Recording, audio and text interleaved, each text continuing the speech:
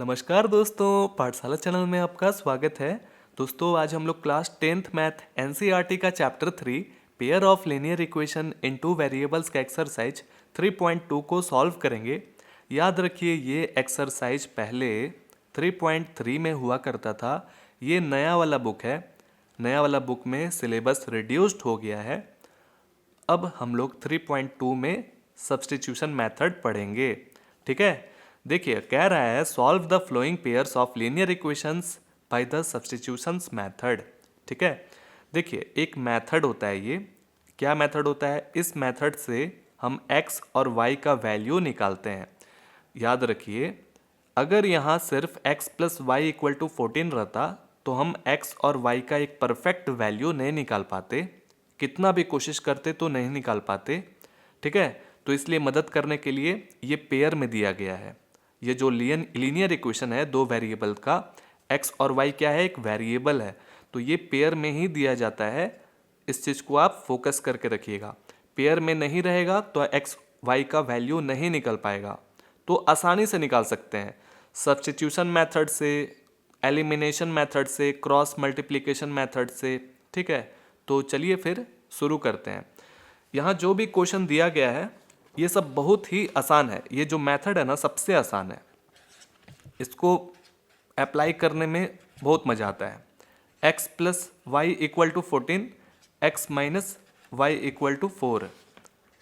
तो ऐसा करते हैं, इसको फर्स्ट इक्वेशन मान लेते हैं और इसको सेकेंड इक्वेशन, क्योंकि दो इक्वेशन है, दोनों डिफरेंट है एक दूसरे से। तो हमें x और y का वैल्यू निकालना है सब्स्टिट्यूशन मेथड से। ये क्या होता है सब्स्टिट्यूशन मेथड, समझते हैं। जैसे क्या होता है कि आपके पास x का या फिर y का एक वैल्यू निकल गया। ठीक है, दोनों में से किसी एक का वैल्यू निकल गया और वो वैल्यू को उसके जगह पर रख देंगे, उसके जगह पर ऐसे रख देंगे, तो उसी को कहा जाता है सब्स्टिट्यूशन मेथड। तो ये कैसे होगा?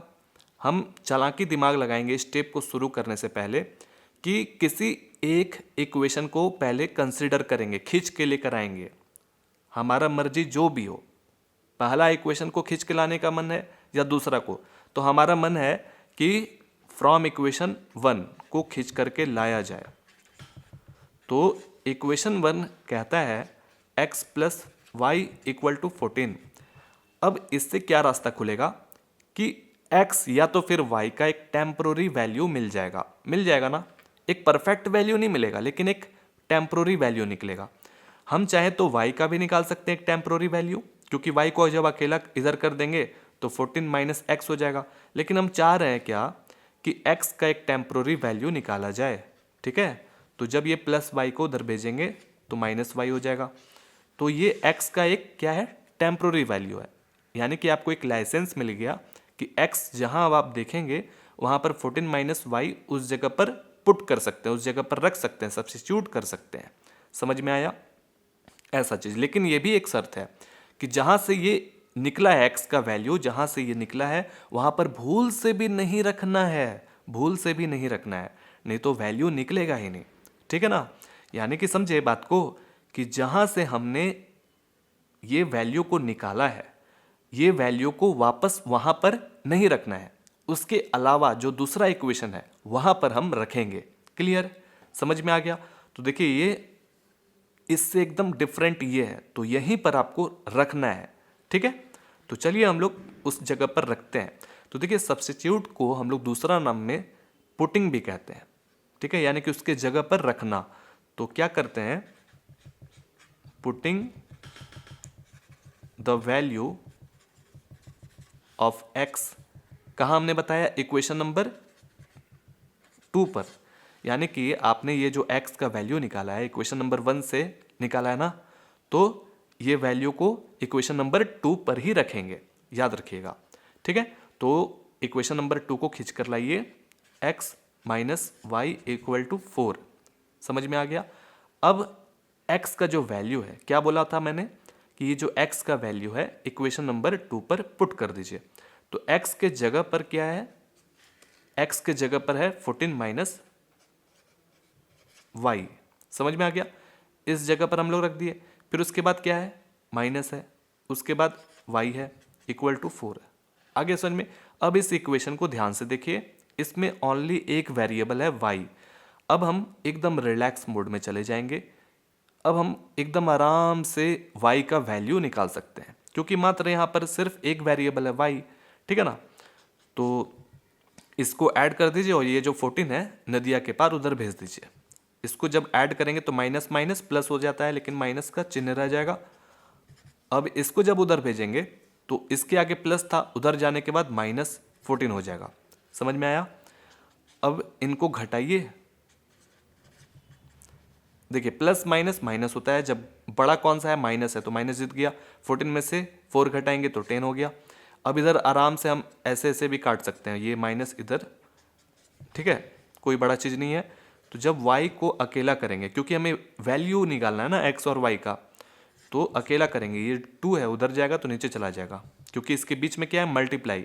मल्टीप्लाई का ऑपोजिट क्या होता है? डिवाइड।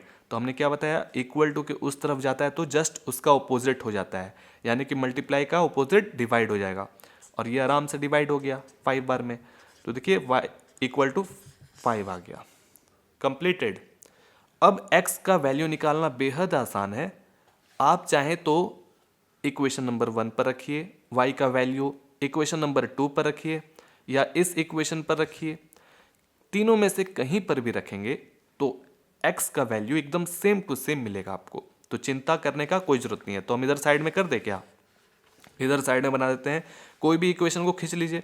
तो हम आपको सजेस्ट करेंगे कि ऐसा ही इक्वेशन को खींचिए, इससे बहुत ही आसान होता है कोई भी चीज़। तो देखिए y का वैल्यू अभी अभी हम लोग 5 निकाले थे, तो उस जगह पर रख देंगे और 14 में से 5 को घटाएंगे तो 9 हो गया। देखिए चुटकी में निकल गया ना, मात्र 1-2 स्टेप्स में निकल गया। तो x का वैल्यू 9 और y का वैल्यू 5, इस तरह से कंप्लीटेड हो जाता है हमारा फर्स्ट क्वेश्चन। अब सेकेंड नंबर की ओर चलते हैं। सेकेंड नंबर क्वेश्चन में कह रहा है s - t = 3s/3 + t/2। ये s है, 5 मत समझिएगा। फर्स्ट इक्वेशन, सेकेंड इक्वेशन मान लिए। चलिए हम x का एक टेम्प्रोरी वैल्यू निकाल देते हैं। तो इक्वेशन नंबर 1 को खींच लेते हैं, ठीक है। s - t = 3, यहाँ से s का एक टेम्प्रोरी वैल्यू निकालेंगे तो -t उधर जाएगा तो +t हो जाएगा। तो ये s का एक टेम्प्रोरी वैल्यू निकल गया। हमने आपको बताया था कि जहाँ से ये वैल्यू को निकाला जाता है वहीं पर हमने पुट नहीं करना है, सब्स्टिट्यूट वहाँ नहीं करना, उसके अलावा जो इक्वेशन है वहाँ पर पुट करेंगे, यानी कि सेकेंड नंबर इक्वेशन पर पुट करेंगे, ठीक है। तो putting the value of s in equation number 2, ठीक है। इक्वेशन नंबर 2 है s/3 + t/2 = 6। समझ गए? s का जो वैल्यू है वो हम यहाँ पर पुट कर देंगे, सब्स्टिट्यूट कर देंगे, ठीक है। तो रख दीजिए s के जगह पर 3 + t/3 + t/2 = 6। इसका एलसीएम निकाल लीजिए। 3 और 2 का एलसीएम डायरेक्ट मल्टीप्लाई करेंगे, 3 × 2 = 6।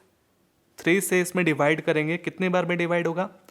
3 × 2 = 6, 2 बार में डिवाइड हुआ। जितने बार में डिवाइड होता है ऊपर वाले से मल्टीप्लाई हो जाता है, यानी कि 2 जो है वो दोनों टर्मों में मल्टीप्लाई हो जाएगा, ठीक है। बीच में प्लस, 2 से इसमें डिवाइड करिए, 3 बार में डिवाइड होगा, 3 × t 3t हो जाएगा, ठीक है। अब ये 2 से इन दोनों टर्मों में मल्टीप्लाई कर दीजिए, 3 × 2 = 6 + 2t + 3t। अब ये जो 6 है इसको उस तरफ भेज देंगे, नहीं समझे? इक्वल टू के उस तरफ, नदिया के पार जैसे ही भेजेंगे तो ये 6 कहाँ चला जाएगा? ऊपर चला जाएगा। आपको मालूम है ना कि लेफ्ट हैंड साइड जो भी रहता है अगर हम उसको राइट हैंड साइड भेजते हैं तो जस्ट उल्टा हो जाता है, यानी कि ये डेनोमिनेटर में है, उधर जाने के बाद ऊपर न्यूमरेटर में जाकर के इसके साथ मल्टीप्लाई हो जाएगा, यानी कि ये डिवाइड में था, उधर जाने के बाद मल्टीप्लाई में बदल गया, ठीक है। अब इनको जोड़ दीजिए, इसको भी उधर भेज देंगे थोड़ी देर बाद। 5t हो जाएगा, 36 हो गया, फिर इसको भेजिए इधर, -6 हो जाएगा ना, घटेगा, 30 हो गया, t को जब अकेला करेंगे तो 30/5 हो जाएगा, 5 6 जा 30। तो देखिए यहाँ पर t का वैल्यू 6 निकल चुका है। अब s का आराम से वैल्यू निकल जाएगा, यहीं निकाल देते हैं कहीं। तो आप, मेरा मानना यह है कि s = 3 + t के जगह पर रखेंगे तो आपको t का वैल्यू आराम से मिल जाएगा, क्योंकि आपको t का वैल्यू अभी तुरंत मालूम चला है इसीलिए। तो ये जो इक्वेशन हम इसको यहाँ लिखते हैं, s = 3 + t। क्लियर? s का वैल्यू निकालना है आपको, तो t का जो वैल्यू है वो 6 है ना, बस सिंपल ऐड कर दीजिए, 9 हो गया। यानी कि s का जो वैल्यू है वो क्या आया, 9 आया, और t का वैल्यू 6। इस तरह से हमारा कंप्लीटेड हो जाता है। नेक्स्ट क्वेश्चन 3rd नंबर में चलते हैं। 3x - y = 3, 3x - y = 3 और 9x - 3y = 9। इसको फर्स्ट इक्वेशन, सेकंड इक्वेशन, चलिए चिंतित करने का, यहाँ चिंता करने का कोई ज़रूरत नहीं है। क्या करिए, फर्स्ट इक्वेशन को खींच के लाइए। तो 3x - y = 3, x कहीं वैल्यू निकालते हैं यहाँ पर, आराम से अकेला करिए। ये जब उधर जाएगा तो +y हो जाएगा, x को अकेला करेंगे तो ये जो 3 है, ध्यान दीजिए, ये जो 3 है ये कैसे जाएगा नीचे मालूम है, दोनों के साथ जाएगा नीचे, दोनों के नीचे चला जाएगा। आगे समझ में, ऐसा नहीं कि 3/3 कर दिया और y को अकेला छोड़ दिए। ये जो 3 है इन दोनों टर्मों के नीचे डिवाइड होगा। क्लियर? x का एक टेम्पोररी वैल्यू ये रहा। अब हमें इसे कहाँ पर सब्स्टिट्यूट करना है, हमने क्या बताया था, इसके अलावा जहाँ से ये निकला है वहाँ पर हम लोग नहीं करेंगे पुट, उसके अलावा जगह पर करेंगे। तो चलिए इक्वेशन नंबर 2 पर पुट किया जाए। तो इक्वेशन नंबर जो 2 है, 9x - 3y = 9 है। 9 और x के बीच में क्या है, मल्टीप्लाई है, ठीक है। तो ब्रैकेट देना जरूरी है क्योंकि यहाँ पर 2 टर्म ऐसे लिए, 3 + y/3। क्लियर? समझ में आया? -3y = 9। अब देखिए ये और ये डिवाइड हो सकता है, क्यों डिवाइड हो सकता है समझिएगा। ये जो 9 है ये मल्टीप्लाई में है, और ये जो 9 है इनमें भी मल्टीप्लाई होगा, इनमें भी मल्टीप्लाई होगा, और ये जो 3 है ना ये डिवाइड में है, इनमें भी डिवाइड होगा, इनमें भी डिवाइड होगा। समझ में आया? इसलिए हम चुटकी में यहाँ से आसानी से काट दिए, क्योंकि दोनों का हक बनता है, क्योंकि दोनों टर्मों में वो शामिल है। 9 भी इसमें शामिल है और 3 भी इसमें शामिल है, इसलिए आसानी से ये कट गया।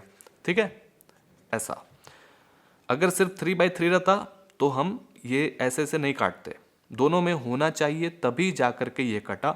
चलिए अब देखिए यहाँ पर 3 से इसमें मल्टीप्लाई करेंगे तो 3 3 जा 9 + 3y हो जाएगा ना, +3y - 3y = 9। अब हम देख पा रहे हैं कि ये क्या, +3y - 3y ये तो खत्म हो जाएगा, 0 हो जाएगा। तो 9 = 9 ये क्या आ गया, ये तो एरर आ गया। तो इसको हम लोग कहते हैं कि यहाँ पर x और y का वैल्यू नहीं निकल सकता है। ठीक है, इसका मैनी सॉल्यूशन हो जाएगा। क्या कहते हैं इसको, अगर ऐसा कुछ आ जाए कि भाई 9 = 9 आ गया, या ऐसे 1 = 1 आ गया, ठीक है, x और y वेरिएबल है ही नहीं इसके अंदर, तो वो वैल्यूज नहीं निकल सकता है x और y का। तो यहाँ पर क्या होगा, मैनी सॉल्यूशन हो जाएगा। क्लियर? चलिए आगे बढ़ते हैं। अगला जो क्वेश्चन है वो 4th नंबर में ये कह रहा है कि 0.2x + 0.3y = 1.3, 0.4x + 0.5y = 2.3। Decimal में है, देख के डरना नहीं है। आप ऐसा भी कर सकते हैं, डेसिमल हटाने के लिए आप देख रहे हैं कि अगर हम 10 से दोनों इक्वेशन में मल्टीप्लाई कर दें तो जितना भी डेसिमल है सारा हट जाएगा, हो जाएगा ना।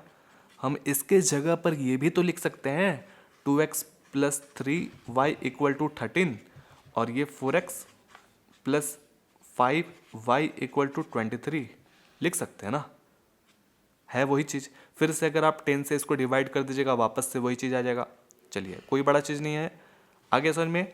अब क्या करें, करना ये है कि इक्वेशन नंबर 1 इसको मानना चाहते हैं मान सकते हैं, या इक्वेशन नंबर 3, 4, सिंपल सा बात है, समझने का मेन है ये सब चीज़। ठीक है, अब ऐसा करते हैं, इक्वेशन नंबर 1 को खींच लेते हैं।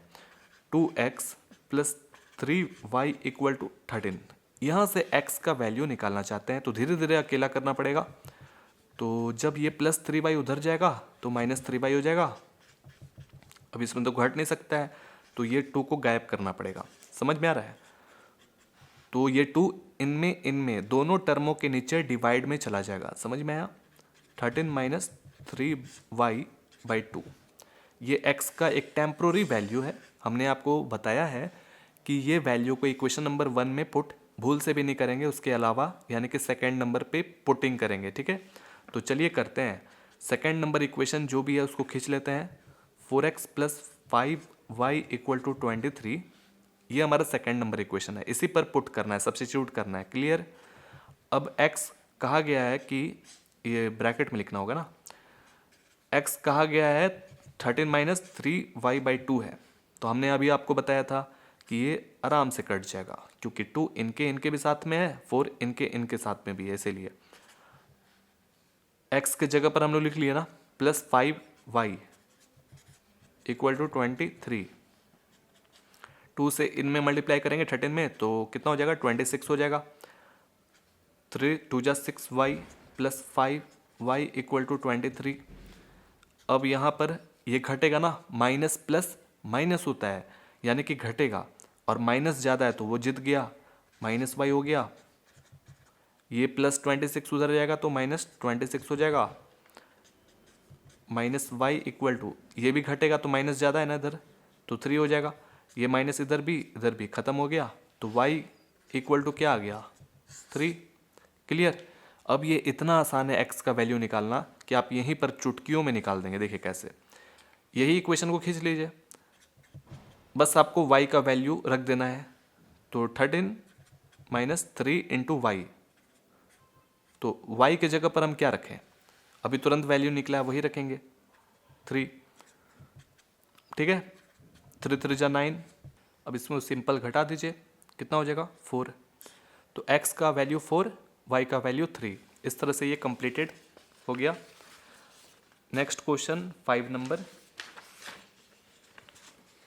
इसमें कह रहा है √2x plus √3y equal to 0, √3x minus √8y equal to 0।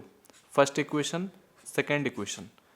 √2 देख के, ये सब देख कर आप घबराइए मत, बहुत ही आसान सा चीज़ है। वैसे ही हम लोग बनाएंगे। क्या करेंगे? इक्वेशन नंबर 1 को कंसिडर कर लेते हैं। ठीक है, क्या है? 2x plus √3y equal to 0, और धीरे धीरे करके इसको अकेला करिए। ये जब इधर जाएगा तो माइनस √3y हो जाएगा। क्लियर? अब x का एक टेम्पररी वैल्यू निकालते हैं, तो माइनस 3y/√2 हो जाएगा। कोई दिक्कत है? ये जो √2 है नीचे चला गया। ये x का एक टेम्पररी वैल्यू है, इसे हमें इक्वेशन नंबर 2 पर पुट करना है। याद रखिए, इक्वेशन नंबर 1 पर पुट नहीं करेंगे, तो वहाँ पर पुटिंग करते हैं इक्वेशन नंबर 2 पर। ये है इक्वेशन नंबर 2, है ना? इसको कंसिडर किए। अब x का जहाँ पर है जो भी, उस जगह पर हम माइनस √3y/√2 बैठाएंगे। ठीक है, ब्रैकेट नहीं भी देते तो भी कोई दिक्कत नहीं था, क्योंकि यहाँ पर 2 टर्म नहीं है इसीलिए। ठीक है, ये x के जगह पर हम लोग पुट कर दिए, minus √8y equal to 0। Clear? अब देख रहे हैं कि कोई कट नहीं रहा है, लेकिन चलिए कोई बात नहीं। √3 इंटू √3, ये मल्टीप्लाई करेंगे तो 3 हो जाएगा। जानते ना, √3 इंटू √3 अगर रहेगा तो 3 हो जाता है, या फिर √4 इंटू √4, √2 इंटू √2, इस तरह से रूट खत्म हो जाता है। ठीक है, अगर पेयर में है, दोनों क्या है, एक जैसा है, और मल्टीप्लाई होगा तो अंडर खत्म हो जाता है, लेकिन ये माइनस रह जाएगा। ठीक है, y √2 minus √8y equal to 0। अब इनमें घटाना है तो ऐसे नहीं घटेगा, क्योंकि ये फ्रैक्शन में है तो इसका एलसीएम लेना पड़ेगा। ठीक है, तो √2 1 का एलसीएम हो जाएगा √2। इसको डिवाइड करेंगे एक बार में होगा, तो जो भी है ऊपर सेम टू सेम लिखा जाएगा, क्योंकि 1 से मल्टीप्लाई करेंगे तो वही ना होगा। ये क्या है, y है, और ये 1 से डिवाइड करेंगे √2 में, तो √2 बार में डिवाइड होगा। तो जितने बार में डिवाइड होता है ऊपर वाले से मल्टीप्लाई, ठीक है। तो यानी कि √2 इंटू √8y हो जाएगा। क्लियर। चलिए अब क्या करेंगे, अब इसको मल्टीप्लाई कर देते हैं। 2 इंटू 8 कितना होता है, 16। तो ये अंडर रूट में था ना, इसीलिए 16 हो जाएगा इधर। y इधर हो गया हमारा √2 इक्वल टू 0। क्लियर, कोई दिक्कत नहीं। अब इसके आगे क्या करें, देखिए √16 है, इसका अगर हम लोग प्राइम फैक्टराइजेशन करेंगे, ठीक है, 16 का, तो 2 8 जा 16 और 2 4 जा 8, तो ये पेयर में बांटिए, यानी कि इधर 4 हो गया, ये भी 4 हो गया। नहीं है समझ में, देखिए ऐसे समझिए, √4 इंटू √4 करेंगे तो कितना हो जाएगा, √16। समझ में आया। अभी अभी हम आपको बताए थे कि अगर दो नंबर है और एक जैसा है और वो अंडर रूट में है, ठीक है, दोनों अगर मल्टीप्लाई करेंगे तो अंडर रूट खत्म हो जाएगा। तो इसको हम लोग क्या लिख सकते हैं, इसको हम लोग सिर्फ 4 भी लिख सकते हैं। समझ में आया, 4 लिख सकते हैं ना, कोई दिक्कत नहीं ना है। तो यहाँ पर हम लोग अब 4 लिख लेंगे। देखिए कैसे, -3y माइनस √16 के जगह पर क्या लिख सकते हैं, 4, इधर y हो गया, ठीक है, y √2 है ना, तो उसको ऐसा करते हैं कि √2 को उधर भेज देते हैं, इक्वल टू के उस तरफ। तो 0 इंटू √2, इसको साइड कर लेते हैं। तो देखिए इसमें से कुछ हो सकता है, माइनस माइनस प्लस, तो ऐड हो जाएगा, माइनस का साइन रह जाएगा, 7y, और इधर 0 से जब इसको मल्टीप्लाई करेंगे तो 0 हो जाएगा। समझ में आ रहा है, बहुत ही आसान है, और y का वैल्यू आसानी से निकल जाएगा। कैसे, y को जब अकेला करिएगा तो 0/-7 हो जाएगा, ठीक है, और 0 कोई भी नंबर रहता है तो वो 0 हो जाता है। और ये भी समझ लीजिए कि अगर 1/0 रहता या फिर -7/0 रहता तो ये इनडिफिनिट हो जाता।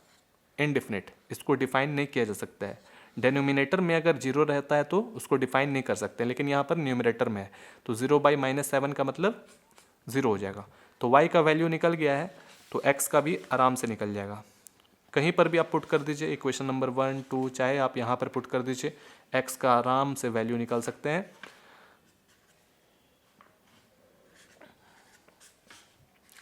ये था ना। अब देखिए y के स्थान पर सब्स्टिट्यूट कर देंगे, y के जगह पर 0 रख दिए √2, तो 0 से जब इसमें मल्टीप्लाई करेंगे तो 0 ही रहेगा। तो हमने जैसा अभी बताया आपको कि 0 कुछ भी, यानी कि √2 रहेगा तो 0 ही रहता है। तो x का भी वैल्यू 0, y का भी वैल्यू 0। इस तरह से कंप्लीटेड हो जाता है हमारा 5th number. Next question 6 number, जो भी लिखा हुआ उसको यहाँ लिख लिए हैं। इसको फर्स्ट इक्वेशन, इसको सेकंड इक्वेशन मान लीजिए। घबराइए मत, फ्रैक्शन में है तो कोई बात नहीं, आप इसको भी उठा सकते हैं। चलिए हम ऐसा करते हैं कि इक्वेशन नंबर 2 को कंसिडर करते हैं, ठीक है, और यहाँ से x का वैल्यू देखिए कैसे निकालते हैं। तो सबसे पहले x/3 है, इक्वल टू के तरफ क्या है 13/6, ये प्लस y/2 उधर जाएगा तो माइनस y/2 हो जाएगा, ठीक है। अब ये 6 और 2 का एलसीएम जब आप निकालेंगे तो क्या हो जाएगा, 6 हो जाएगा एलसीएम, ठीक है। 6 से 6 में डिवाइड करेंगे, 1 बार में डिवाइड होगा, 1 इंटू 13 13, 2 3 जा 3 बार में डिवाइड हुआ, 3 इंटू y 3y। क्लियर। अब ये जो 3 है उसको उधर भेज दीजिए, तो जब उधर भेजेंगे तो ऊपर चला जाएगा और दोनों नंबरों के साथ मल्टीप्लाई हो जाएगा, कुछ इस तरह का, 13 - 3y/6। अब ये कट गया आराम से, 3 1 जा 3 2 जा, तो x का एक अभी वैल्यू आया है, टेम्प्रोरी वैल्यू इतना, ठीक है। अब ये वैल्यू को हमें कहाँ पुट करना है, हमें ये वैल्यू कहाँ से मिला है, इक्वेशन नंबर 2 से मिला है, तो उसके अलावा यानी कि इक्वेशन नंबर 1 पर पुट करेंगे। ठीक है, तो इक्वेशन नंबर 1 कहता है 3x/2 minus 5y/3 equal to -2, ये है। अब x के जगह पर जो भी है उसके जगह पर आप रख दीजिए। तो ऐसा करिए 3/2 को इधर साइड कर लीजिए। ठीक है, साइड किया, x के जगह पर हम क्या रख दें, ये पूरा का पूरा वैल्यू यहाँ रख देंगे। 13 minus 3y/2 minus 5y/3 equal to -2। Clear. अब आगे, अब इसमें कुछ शॉर्टकट निकालिए, कुछ तो कट नहीं रहा है। 2 2 जा 4 हो जाएगा ना, तो चलिए लिख देते हैं 4। 2 2 जा 4 हो गया, 3 से इसमें मल्टीप्लाई करेंगे तो 39 हो जाएगा। 3 3 जा 9 y। क्लियर। 3 से मल्टीप्लाई कर दिए, 2 से मल्टीप्लाई कर दिए, कोई दिक्कत समझ में आ रहा है? आ रहा है ना समझ में? Minus 5y/3 equal to -2। ठीक है, एलसीएम ले लीजिए। 4 3 जा 12, 4 से डिवाइड करेंगे 3 बार में होगा, 3 इंटू यानी कि 39 माइनस 9y माइनस 3 4 जा, तो 4 से इसमें मल्टीप्लाई करेंगे तो 20 हो जाएगा। क्लियर। 12 को उधर हम लोग भेज देंगे, बाद में भेजेंगे, पहले इससे मल्टीप्लाई कर लेते हैं। देखिए यहाँ पर कर लेते हैं 39 इंटू 3, 9 3 27, 2 3 3 9, इतना हो गया, 117 हो गया। 9 3 जा 27। ठीक है, ये 12 को उधर भेजेंगे तो -2 इंटू 12 हो जाएगा। क्लियर। अब जो जो घट रहा है उसको घटाइए, जो जो जोड़ रहा है जोड़ दीजिए। ये माइनस माइनस प्लस हो जाएगा, ऐड करेंगे तो 47y, इनको मल्टीप्लाई करेंगे तो -24 प्लस 117 को उधर भेजेंगे तो -117 हो जाएगा। ठीक है, अब क्या करेंगे, इनको ऐड कर देंगे तो 117 और 24 को ऐड करेंगे तो कितना हो जाएगा, 141। ठीक है, दोनों तरफ माइनस माइनस कैंसिल आउट हो जाएगा। y equal to 141/47। अब ये 3 बार में डिवाइड हो जाएगा तो y इक्वल टू 3 आ गया चुटकियों में। तो जब y का वैल्यू निकल गया तो x का भी वैल्यू निकल जाएगा। तो ऐसा करते हैं, इसी इक्वेशन पर पुट कर देते हैं। तो ये जो इक्वेशन कह रहा था x equal to 13 minus 3y/2, ये ना था। चलिए, हमको y का वैल्यू मिल चुका है, y का वैल्यू 3 रखिए और कैलकुलेट कर दीजिए। 13 माइनस 9/2, तो x का वैल्यू, इसको घटाएंगे तो कितना हो जाएगा, 4 4/2। 4/2 का मतलब क्या हो गया, 2। तो इसका मतलब x का वैल्यू फाइनल 2 आया। समझ में आ गया, x का वैल्यू 2, y का वैल्यू 3। इस तरह से हमारा कंप्लीटेड हो जाता है। ठीक है, पूरा 6 तक। नेक्स्ट क्वेश्चन देखिए, घबराने वाली बात नहीं है, ये भी बहुत आसान है। सॉल्व करिए, ये इक्वेशन दिया गया है और ये भी इक्वेशन दिया गया है जैसे ये सब में दिया गया था। और बोल रहा है कि hence find the value of m for which y equal to mx plus 3। तो हमें किसका वैल्यू निकालने से मतलब है, m का वैल्यू निकालने से मतलब है। तो सबसे पहले आपको x और y का वैल्यू निकालना होगा। क्यों?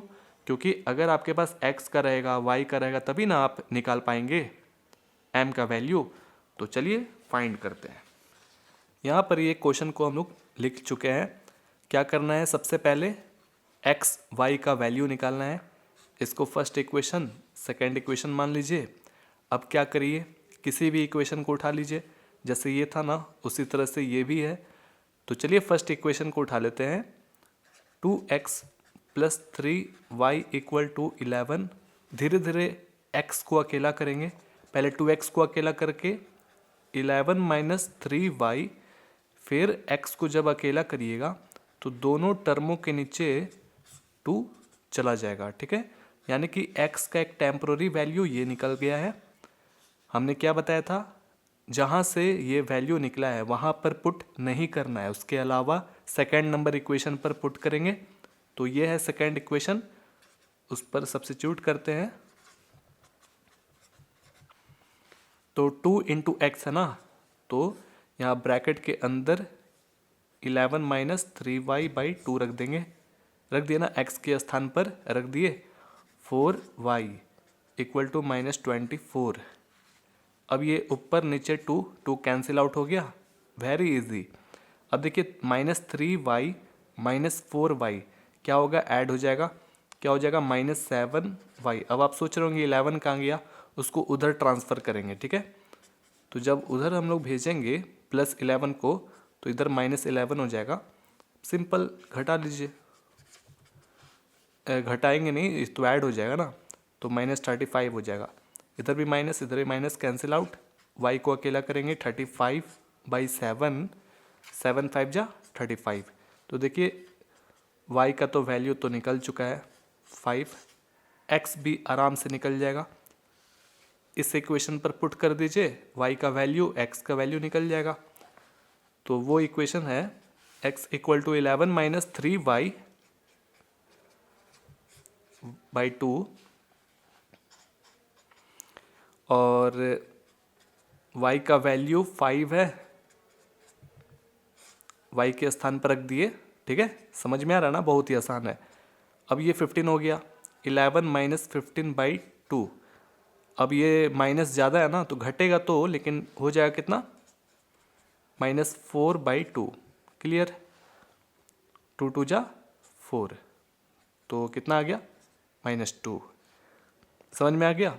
यहाँ लिख देते हैं x इक्वल टू -2 आया है और y का वैल्यू आया है 5, ठीक है। हमारा मिशन क्या है, मिशन ये है कि m का वैल्यू निकालना है। तो उसके लिए एक इक्वेशन दिया गया है mx + 3। यहाँ निकाल दे, क्या पेज बचा लेते हैं, निकल जाएगा। हमें वैल्यू निकालने से मतलब है y equal to mx + 3। Clear, clear. y का वैल्यू हमें मालूम है 5 है और इसका -2 रखें, 5 x का -2 + 3, ठीक है। समझ में आ रहा है, मल्टीप्लाई करिए -2m + 3। अब आप घुमाना चाहते हैं तो घुमा दीजिए। क्या आप इसको ऐसे नहीं लिख सकते हैं, बिल्कुल लिख सकते हैं। लेफ्ट हैंड साइड को राइट हैंड साइड भेज दिए और राइट को लेफ्ट भेज दिए, ऐसा हम लोग कर सकते हैं, कोई दिक्कत नहीं है। हमें m टारगेट हमारा क्या है, m का वैल्यू निकालना। तो धीरे धीरे उसको अकेला करते जाइए। +3 को उधर भेजेंगे तो -3 हो जाएगा और इसमें से घटाएंगे तो कितना हो गया 2। m को अकेला करिए, 2/-2, ये -2 उधर जाएगा तो नीचे चला जाएगा ना, तो कितना बार में ये कट गया, -1। m का वैल्यू -1 आया। क्लियर, बहुत ही ईजी था। चलिए अब नेक्स्ट क्वेश्चन की ओर देखते हैं। वर्ड प्रॉब्लम क्वेश्चन है, कहानी टाइप का है, बस पढ़ना है, समझना है और ऐसा इक्वेशंस तैयार करना है, ठीक है। कह रहा है कि form the pair of linear equations for the following problems and find their solution bye substitution method. वही हमने जो अभी बताया आपको कि ये जो भी कहानी है ना, उसको समझ करके आपको पेयर ऑफ लीनियर इक्वेशन में कन्वर्ट करना है और जो भी प्रॉब्लम है उसको सॉल्व करिए, ठीक है। तो कह रहा है कि the difference between 2 number is 26। 2 number है, समझ में आया, 2 नंबर है और दोनों नंबरों का डिफरेंस जो है वो 26 है, ठीक है। पहला नंबर को आप x मान सकते हैं, दूसरा नंबर को y मान सकते हैं।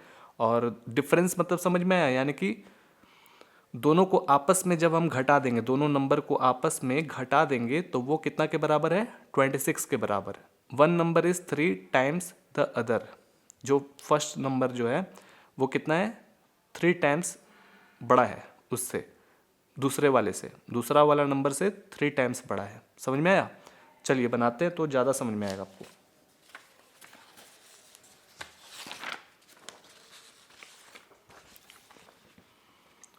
बहुत ही इजी क्वेश्चन है। थर्ड का फर्स्ट में कह रहा है कि 2 नंबर का डिफरेंस जो है ना वो 26 है। तो सबसे पहले फर्स्ट नंबर को मान लेते हैं कुछ भी, लेट द फर्स्ट नंबर, इसको x मान लेते हैं, कोई दिक्कत नहीं है, और सेकेंड नंबर को y मान लेते हैं। ये क्या है पता है, जो ऊपर लिखा हुआ है उसी को बता रहा है कि वही चीज़ है। लेट द सेकेंड नंबर जो है y, क्लियर। अब क्वेश्चन के अनुसार देखा जाए, अकॉर्डिंग टू क्वेश्चन, ये अकॉर्डिंग है, ठीक है, अकॉर्डिंग टू द क्वेश्चन इसमें कहा गया कि दो नंबरों का जो डिफरेंस है 26 है। समझ में आया? तो क्या करेंगे, x माइनस वाई, इन दोनों को जब आपस में घटाएंगे तो वो 26 के बराबर।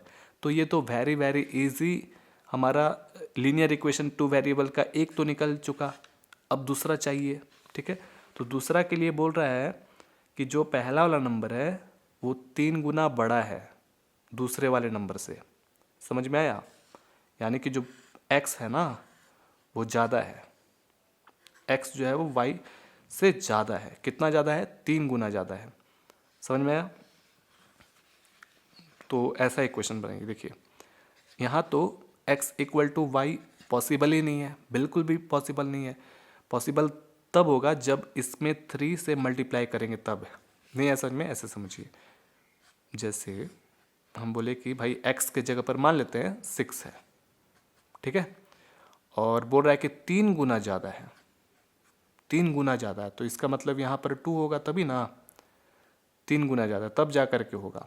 ऐसा ये समझ लीजिए कि y है और ये क्या है, x है, तो 3 गुना 3 टाइम्स ज़्यादा है।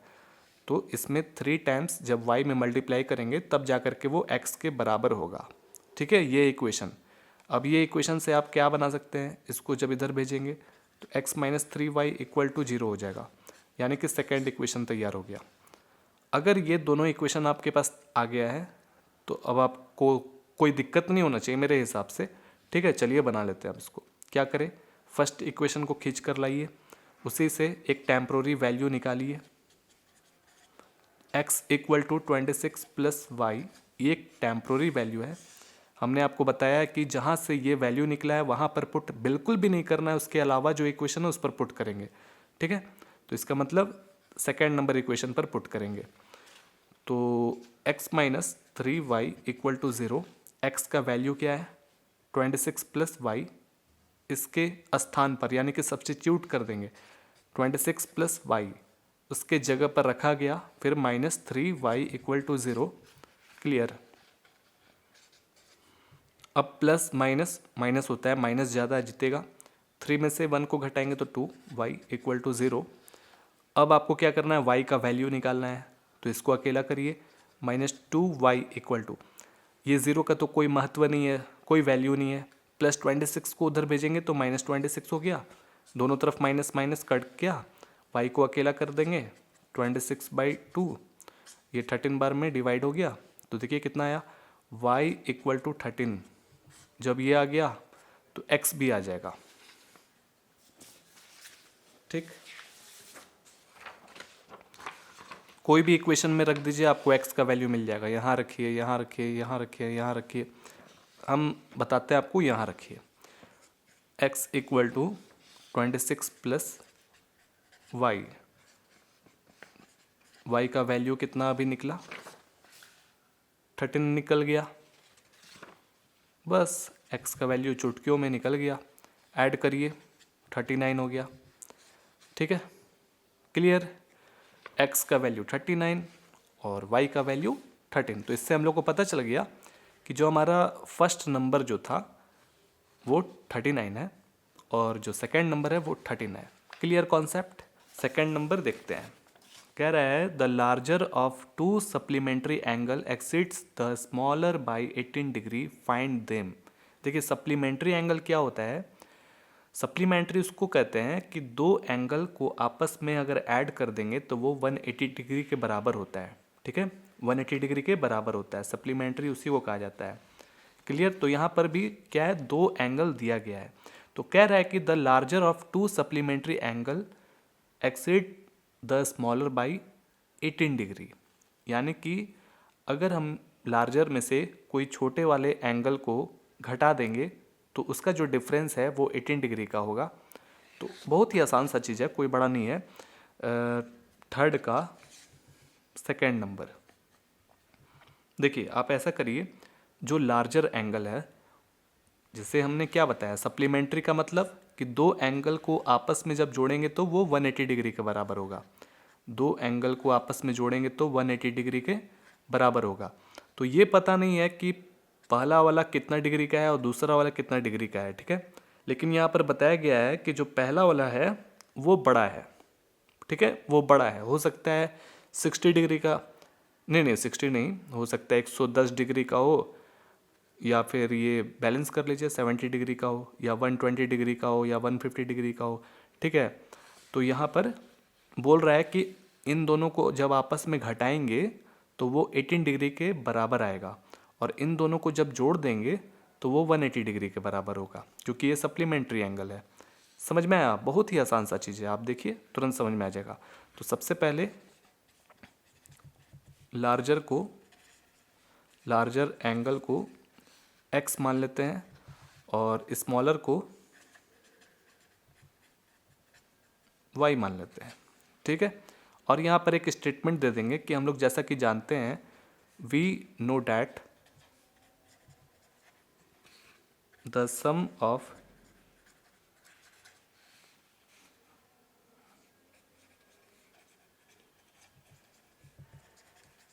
ए सप्लीमेंट्री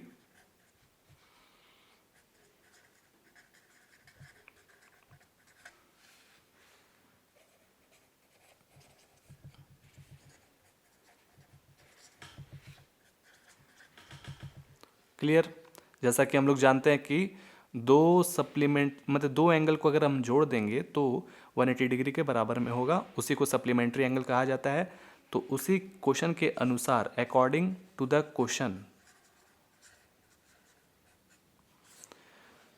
जो हमारा पहला वाला जो लार्जर एंगल है और जो सेकंड स्मॉलर एंगल है, ठीक है, इन दोनों को जब जोड़ देंगे, ये दोनों एंगल को जब जोड़ देंगे तो वो 180 डिग्री के बराबर हो जाएगा, क्योंकि ये सप्लीमेंट्री एंगल है इसीलिए।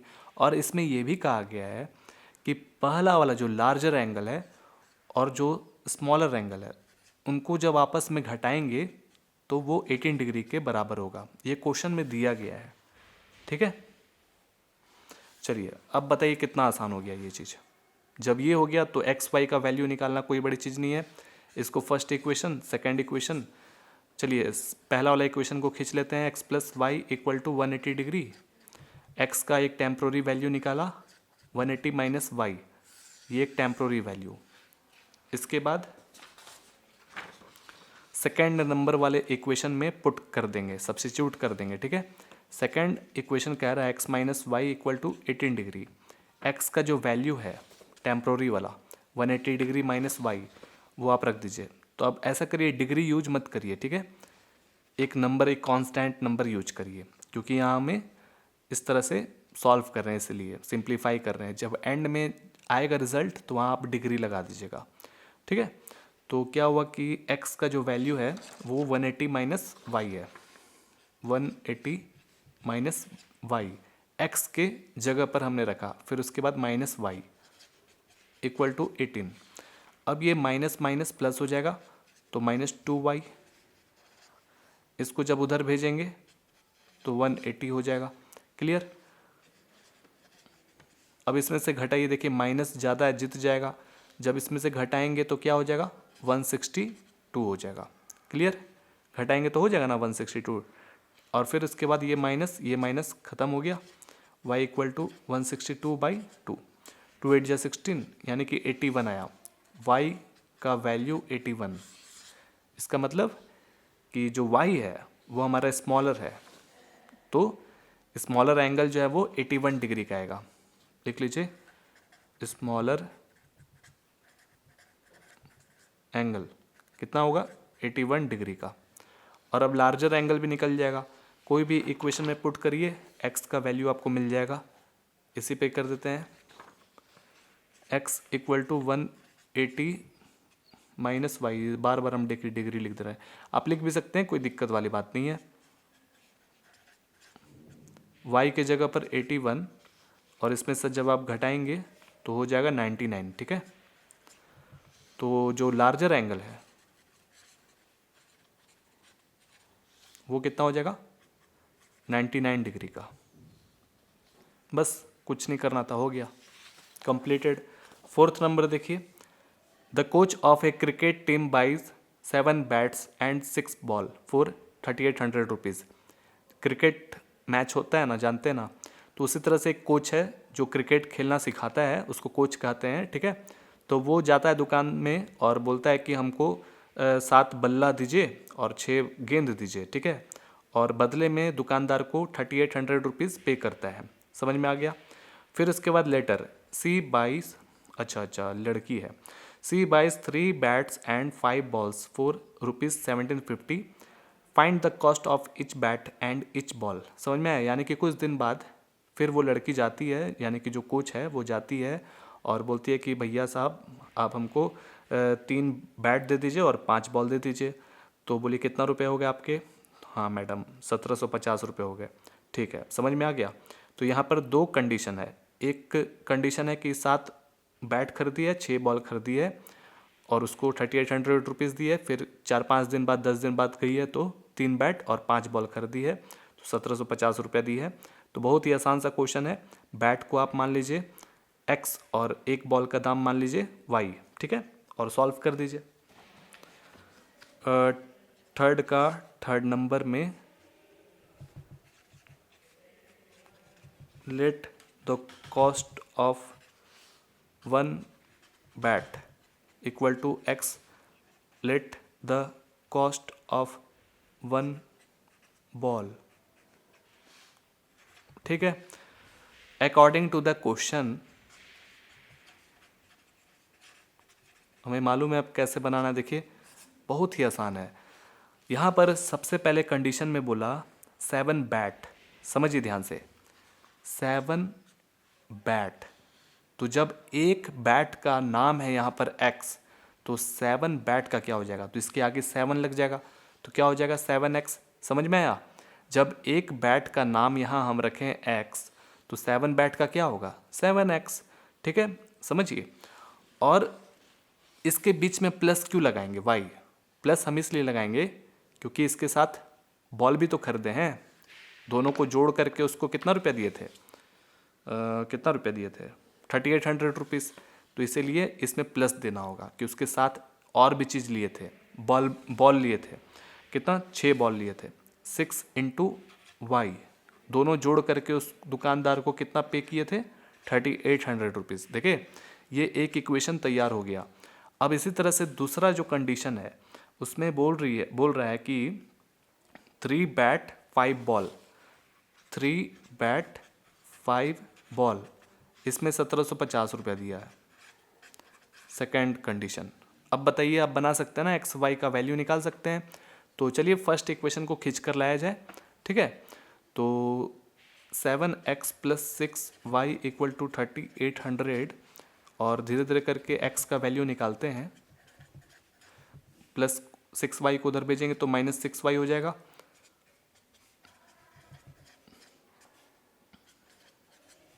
ठीक है, इधर हो गया ऐसा।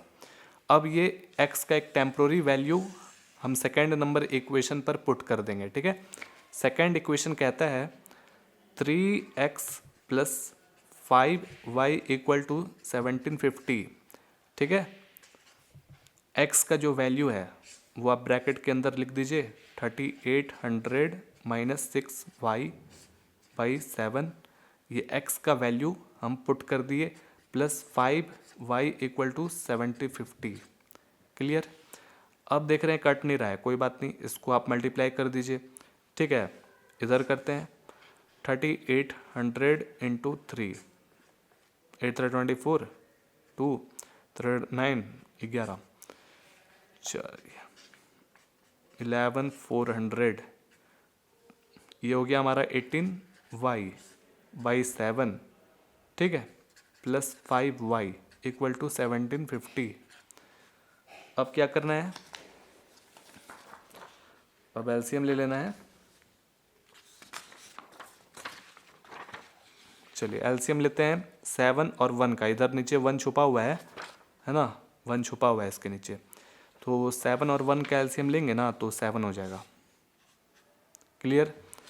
7 से 7 में डिवाइड करेंगे तो 1 बार में डिवाइड होगा, यानी कि जो ऊपर लिखा हुआ है उसी को छाप देना है। 11,400 माइनस 18y। क्लियर, समझ में आ रहा है। बीच में प्लस, यहाँ पर प्लस दीजिए। 1 से डिवाइड करेंगे 7 में तो 7 बार में डिवाइड होगा। जितने बार में डिवाइड होता है ऊपर वाले से मल्टीप्लाई होता है। तो 7 5 जा 35, 35y। क्लियर, कोई दिक्कत नहीं है। और फिर इसके बाद 1750।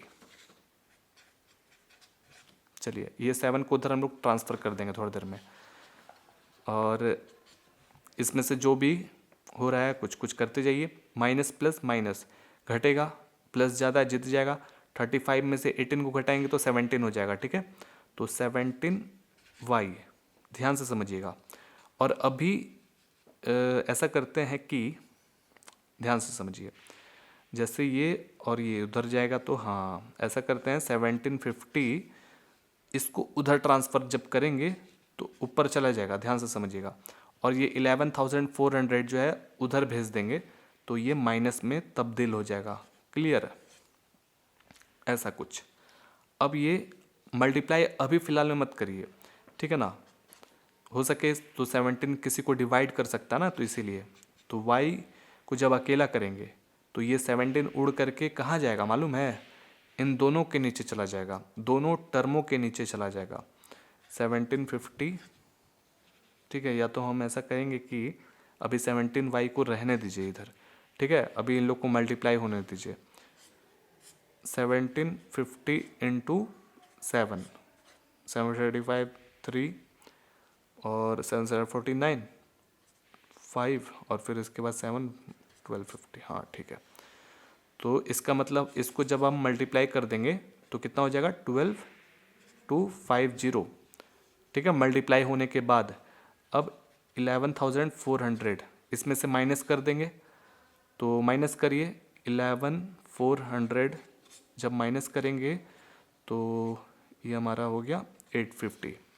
क्लियर, तो y को जब अकेला कर देंगे तो इधर तो 850 हो गया। अब देखना है कि 17 के टेबल में 850 आता है क्या, तो चेक करते हैं। 7 2 14 7 5 35।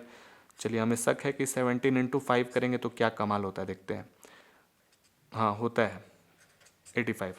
तो 17 5 जा कितना होता है 85।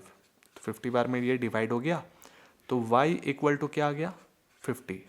तो y क्या है, y हमने माना है एक बॉल का दाम, एक गेंद का दाम कितना है y, मतलब 50 रुपीज़ है।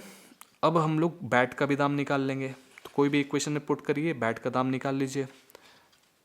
x equal to 3800 minus 6y by 7। देखिए y का जो वैल्यू है वो क्या है 50 है।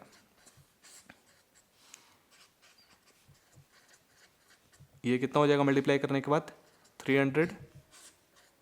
यहाँ पर घटा दीजिए, इसमें से घटाएंगे तो 3500 बाई 7 हो जाएगा। 7 5 या 35 500, यानी कि एक बैट का दाम कितना है 500। समझ में आया। बैट का दाम यहाँ लिख दें, कहाँ लिख दें, यहाँ लिख देते हैं। अब तो समझ ही गए होंगे, एक बैट का दाम है 500 रुपीज़, ये सब रुपीज़ में है, और एक बॉल का दाम है 50 रुपीज़। यही चीज़ निकालना था। उम्मीद है आपको समझ में आ गया होगा, बहुत ही आसान सा क्वेश्चन था। Next question 4 number, the taxi charges in A city consist of a fixed charge together with the charge for the distance covered. For a distance of 10 kilometre the charge paid is 105 and for a journey of 15 kilometer the charge paid is 155.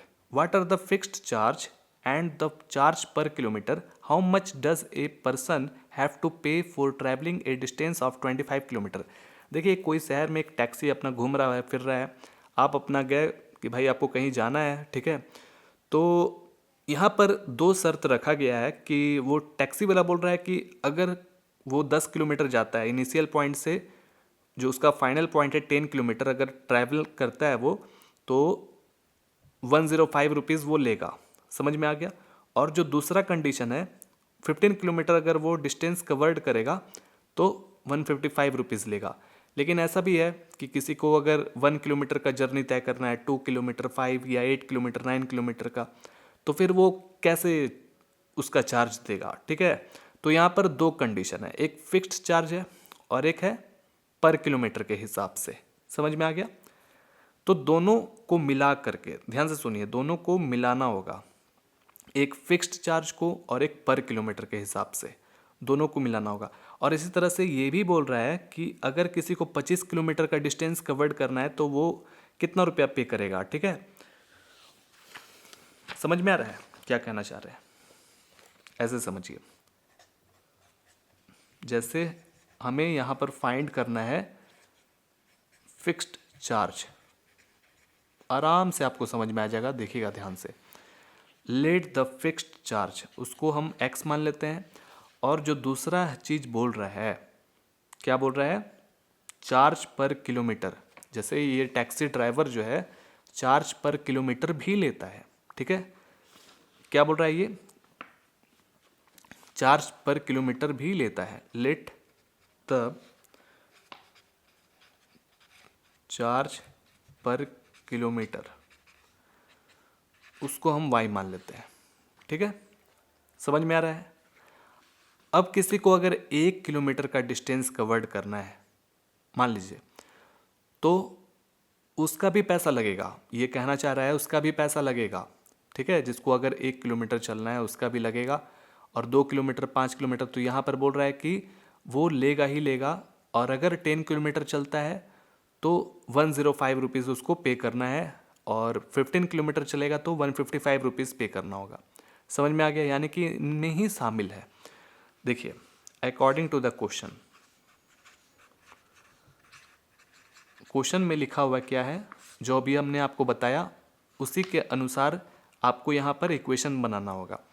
तो हमारा जो fixed charge है वो तो लगेगा ही लगेगा, और साथ ही में यहाँ पर बोल रहा है कि अगर 10 किलोमीटर चलेंगे, ध्यान से सुनिए, 10 पर किलोमीटर बोल रहे हैं ना, यहाँ पर क्या बोल रहा है, चार्ज पर किलोमीटर, तो 10 किलोमीटर का क्या हो जाएगा, 10y। तो यहाँ पर क्या बोला, कितना रुपये लग जाएगा, 105 रुपीज़ लग जाएगा। समझ में आ गया।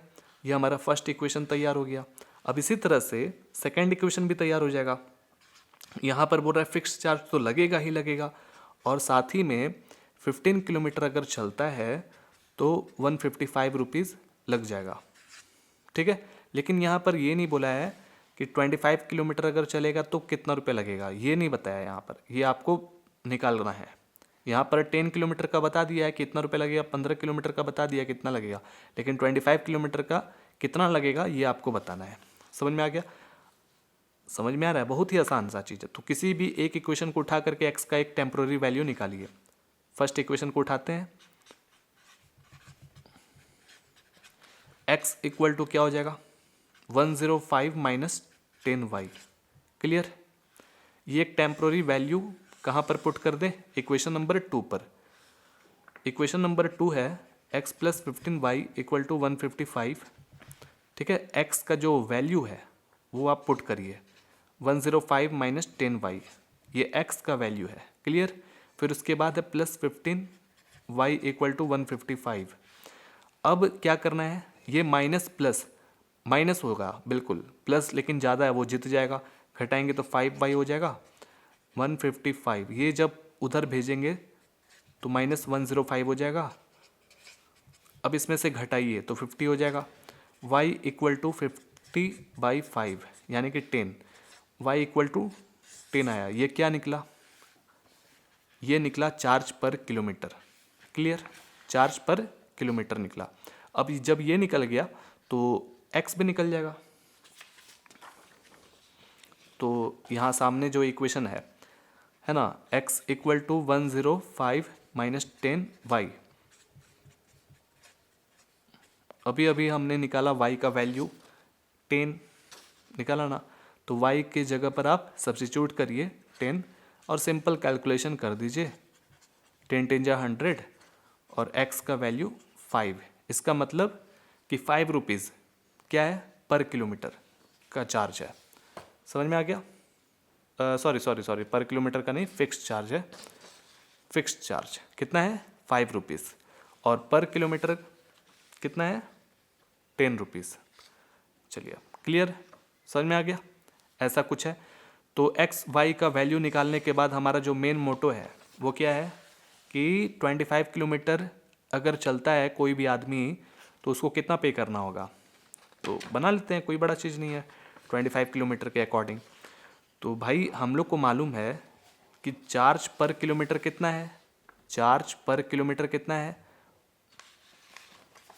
पर किलोमीटर, समझ में आ रहा है ना? उसको हम लोग वाई माने हैं तो वाई पर जाके फोकस करेंगे कि भाई 10 रुपीज़ है ना, 10 रुपीज़।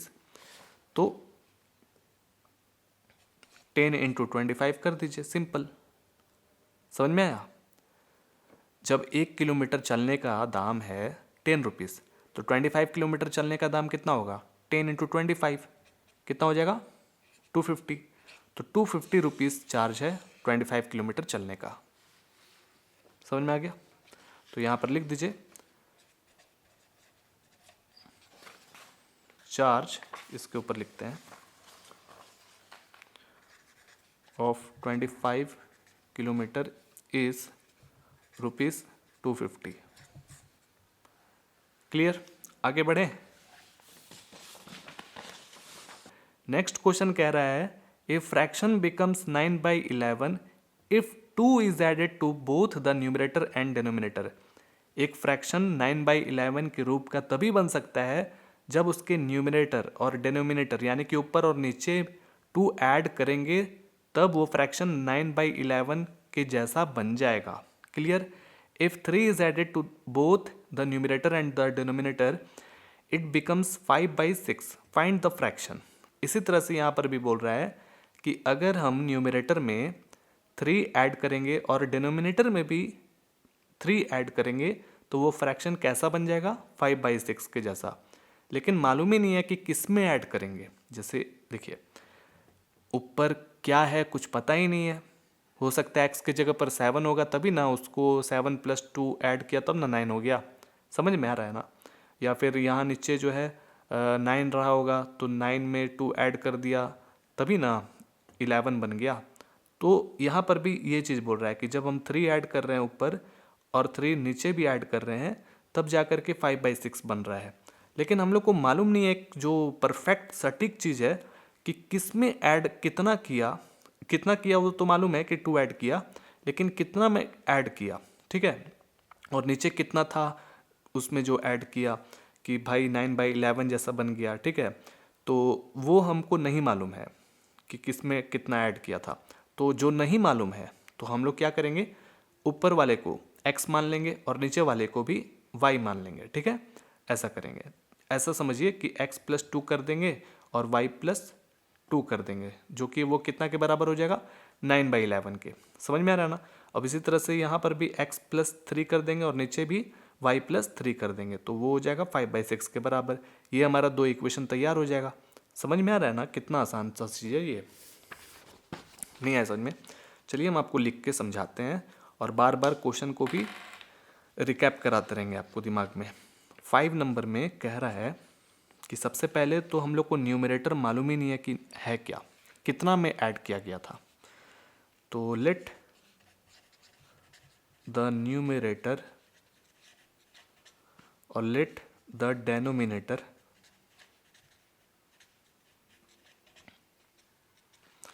न्यूमरेटर को x मान लिए और इसको y मान लिए।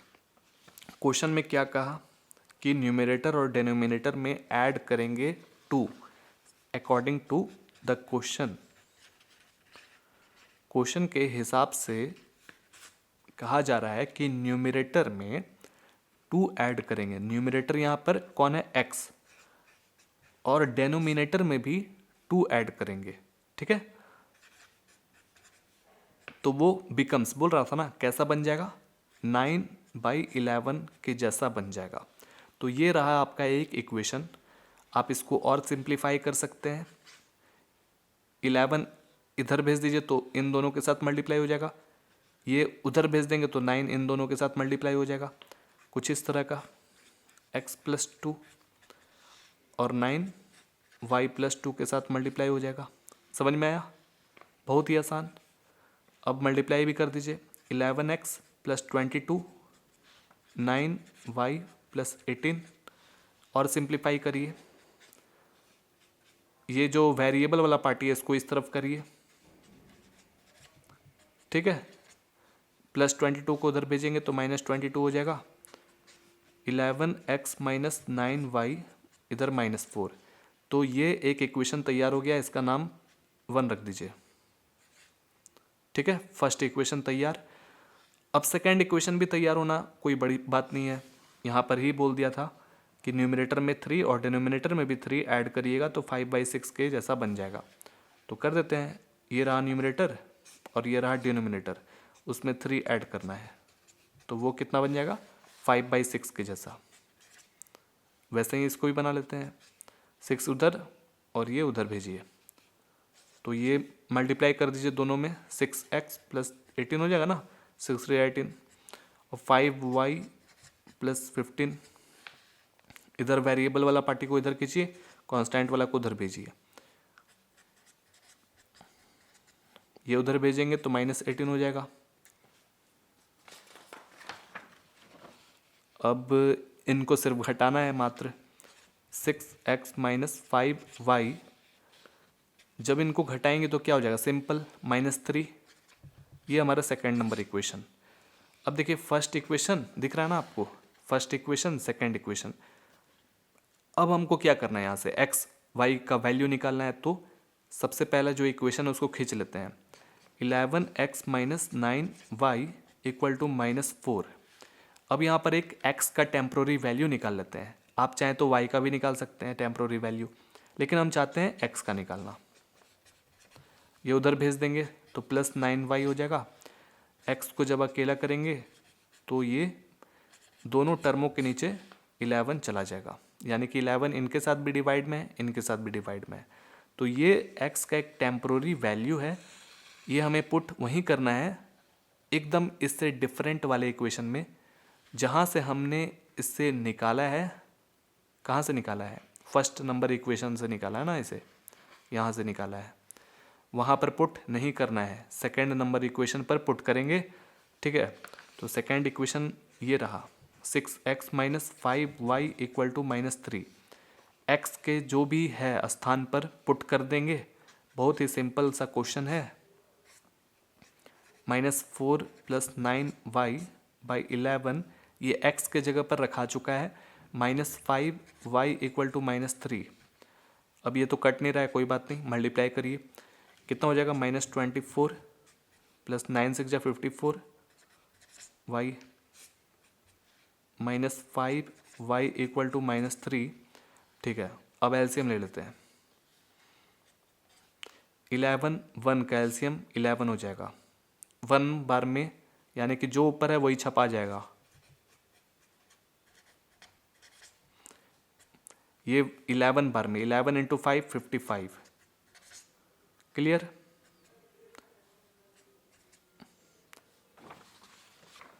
नेक्स्ट स्टेप में ये जो 11 है इसको उधर भेज देंगे और इसको घटा दीजिए तो माइनस जीत जाएगा, -y, और ये जब इधर जाएगा तो इसके साथ मल्टीप्लाई हो जाएगा, -33, और ये जो -24 है उधर जाएगा तो +24 हो जाएगा, ठीक है, क्लियर। 33 में से 24 को घटाएंगे तो कितना होगा, 9 होगा, तो -9, ओके। y का वैल्यू 9 निकल गया। x का वैल्यू निकालना कोई बड़ी बात नहीं है, रख दीजिए इस पर, x का वैल्यू निकल जाएगा। कह रहा है x = -4 + 9y/11, क्लियर। y का वैल्यू 9 है, 9 9 जा 81, 81 में से 4 को घटाएंगे तो 77 हो जाएगा, 11 7 जा, तो इसका मतलब x का वैल्यू 7 और y का वैल्यू 9। क्लियर, समझ में आ गया। चलिए यही चीज़ करना था, न्यूमरेटर हमारा और डिनोमिनेटर निकल चुका है। नेक्स्ट क्वेश्चन की ओर चलते हैं। नेक्स्ट क्वेश्चन 6 नंबर में कह रहा है 5 year hence the age of Jacob will be 3 times that of his son. 5 years ago Jacob age was 7 times that of his son. What are their present ages? देखिए Jacob यानी कि पापा होगा, ठीक है, और उसका एक बेटा भी है। बेटा का नाम यहाँ नहीं लिखा हुआ है। तो बोल रहा है कि आज से 5 साल बाद, आज से यानी कि प्रेजेंट जो टाइम चल रहा है, आज से 5 साल के बाद जैकब जो है अपना बेटा से 3 गुना बड़ा हो जाएगा, मतलब उम्र में। समझ में आ गया, उम्र में 3 गुना ज़्यादा बड़ा हो जाएगा। और बोल रहा है कि आज से 5 साल पहले जैकब जो है अपने बेटा से 7 साल बड़ा था। समझ में आ गया, 2 कंडीशन है, यानी कि प्रेजेंट टाइम से 5 साल बाद और 5 साल पहले, ठीक है। तो चलिए जो प्रेजेंट टाइम है एज का वो हमें मालूम नहीं है, ठीक है, तो उसको हम लोग कुछ मान लेते हैं। थर्ड का 6th नंबर में कुछ मान लिया जाए।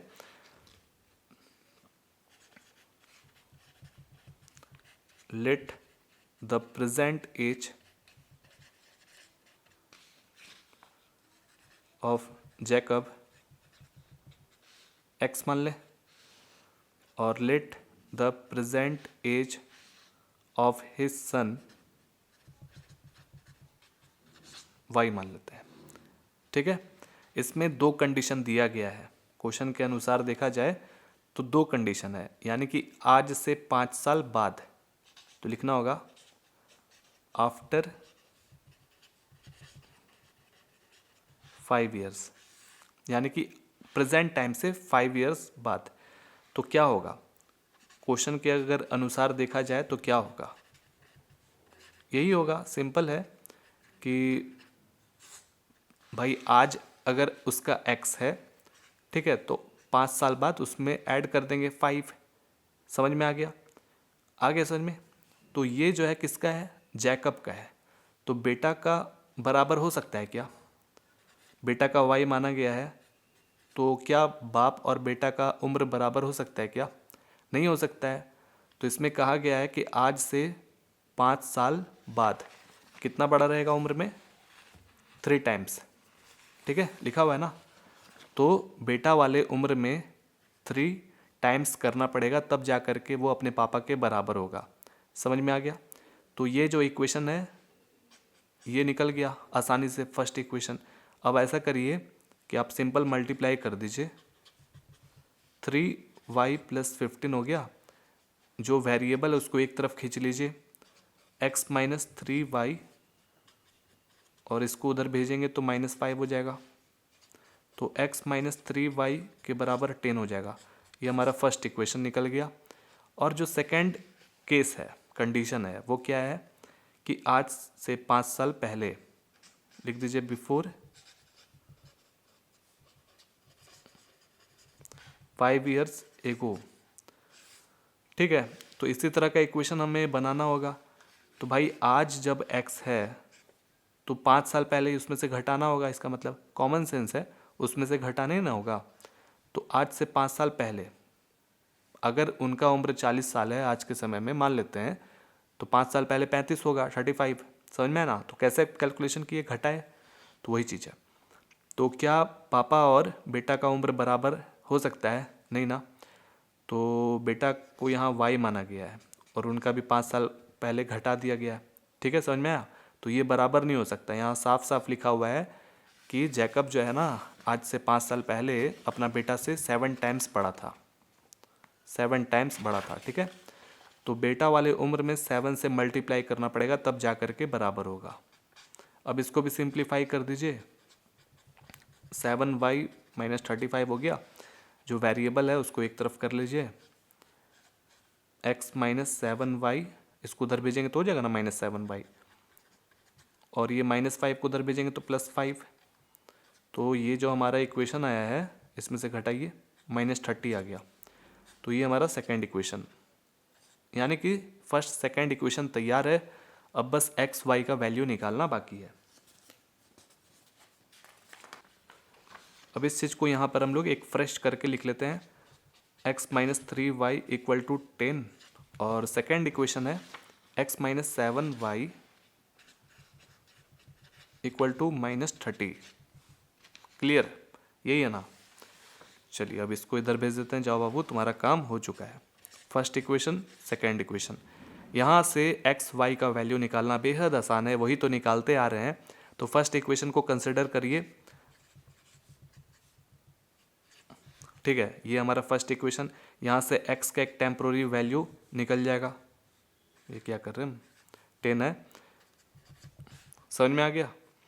तो एक्स का एक टेम्पोररी वैल्यू निकालने के बाद अब ये हमें सेकेंड नंबर इक्वेशन पर पुट करना है। सेकेंड इक्वेशन है x minus 7y equal to -30। तो एक्स का वैल्यू है 10 प्लस 3y, समझ में आ गया।